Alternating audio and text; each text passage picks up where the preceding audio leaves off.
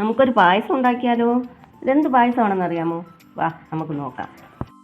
മത്തങ്ങ എടുത്ത് വെച്ചിട്ടുണ്ട്. ഇത് നമുക്ക് കട്ട് ചെയ്ത് കഴുകി എടുക്കാം. മത്തങ്ങ കട്ട് ചെയ്ത് കഴുകി വൃത്തിയാക്കി എടുത്തിട്ടുണ്ട്. മത്തങ്ങ ഞാനൊരു കുക്കറിലേക്ക് ഇട്ട് കൊടുത്തിട്ടുണ്ട്. അതിലേക്ക് കുറച്ച് വെള്ളം കൂടി ഒഴിച്ച് നമുക്ക് 3 വിസിൽ വരുന്നത് വരെ വേവിച്ചെടുക്കാം.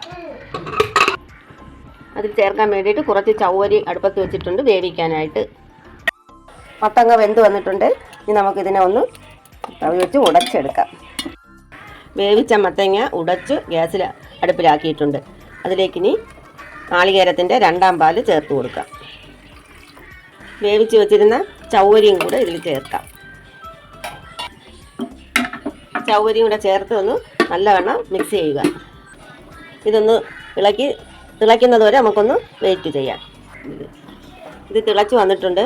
ഇനി എല്ലാവരും അരിപ്പൊടി ചേർക്കുന്നുണ്ട്. പക്ഷെ ഞാനിതിലേക്ക് ഒരു 2 ടേബിൾ സ്പൂൺ റവയാണ് ചേർത്ത് കൊടുക്കുന്നത്. ഇത് നമുക്ക് നല്ലവണ്ണം ഒന്ന് മിക്സ് ചെയ്യാം.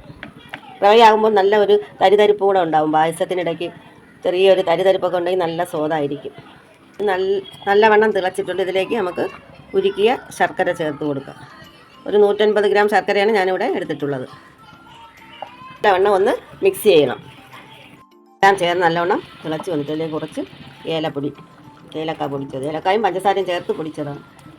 ഇത് നമുക്ക് മിക്സ് ചെയ്ത് കൊടുക്കാം.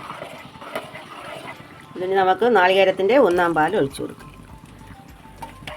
നല്ലവണ്ണം മിക്സ് ചെയ്ത് കൊടുക്കാം. ഇതിൻ്റെ കൂടെ 2 ടേബിൾ സ്പൂൺ നെയ്യും കൂടെ ചേർക്കാം. മിക്സ് ചെയ്ത് കൊടുക്കാം. ഇതിലേക്ക് അണ്ടിപ്പരിപ്പും മുന്തിരിയും തേങ്ങാക്കൊത്തും കൂടെ നെയ്യിൽ വറുത്ത് കോരിയതാണ് ഇതിലേക്ക് ചേർത്ത് കൊടുക്കാം. എന്നിട്ടൊന്ന് ഇളക്കി കൊടുക്കാം. ഇത് വെള്ള ശർക്കര ആയതുകൊണ്ടാണ് ഈ കളറിലിരിക്കുന്നത്. ചുമന്ന ശർക്കര ആയിരുന്നെങ്കിൽ കുറച്ചുകൂടെ കളർ ആയിരിക്കും. എന്നാൽ ഇത് നല്ല മധുരമുണ്ട്, നല്ല ടേസ്റ്റ് എല്ലാം ഉള്ളത് തന്നെ, നല്ല മണമെല്ലാം വരുന്നുണ്ട്. എല്ലാവരും ചെയ്ത് നോക്കണം. മത്തങ്ങ പായസം ഇവിടെ റെഡി ആയിട്ടുണ്ട്. എല്ലാവരും ഇത് ഉണ്ടാക്കി നോക്കുക. ഈസിയാണ് ഇത് ഉണ്ടാക്കി നോക്കുക.